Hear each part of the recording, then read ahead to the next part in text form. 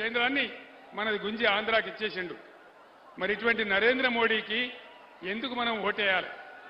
తెలంగాణ ఉద్యమం మనం చేస్తుంటే ఆంధ్ర వాళ్ళు మన నీళ్లు ఎత్తుకొని పోతా ఉంటే ఇక్కడి నుంచి కాలువ పెట్టి వాళ్ళ ఆనాడు రఘువీరారెడ్డి పాదయాత్ర చేయడానికి వస్తే ఇదే డీకేఆర్ను పోయి మంగళారతులు ఇచ్చి అయ్యా నువ్వు మంచిగా తీసుకుపోతున్నావు మా తెలంగాణ నీళ్లు తీసుకుపోని మంగళారతి పట్టింది. ఈమెకే మనం ఓటేయన్నా? దయచేసి ఆలోచన చేయాలి. డీకేఆర్నకు ఓటేయడం అంటే ఏంది?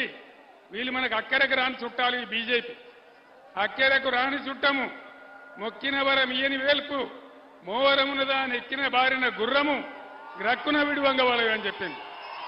మరి అదేవిధంగా ఎందుకు భారతీయ జనతా పార్టీకి మనం ఓటేయాలి?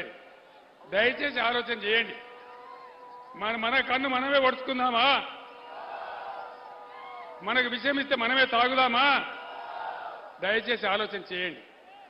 నేను మీ అందరినీ ప్రార్థించేది ఒకటే, ఇవాళ వీళ్ళు వాళ్ళు అందరూ కూడా ఎవరు మనకేం చేయలే. ఇక కాంగ్రెస్ గవర్నమెంట్ 5 నెలలే వచ్చి ఏం చెప్పింది అన్నాడు? మాకు ఓటేస్తే మొత్తం నిమిషాల మీద క్షణాల మీద చేస్తామని చెప్పింది. రైతు బంధు వచ్చిందా అందరికీ? వినబడతలేదన్నా? రైతు బంధు వచ్చిందా? ఇగో ఇది కేసీఆర్ 5,000 ఇస్తాడు, కేసీఆర్ 10,000 ఇస్తాడు, నేను 15,000 ఇస్తా. వచ్చినాయా 15,000? 2 లక్షల రుణమాఫీ అయ్యిందా? గోవిందనేనా? గ్యారంటీగా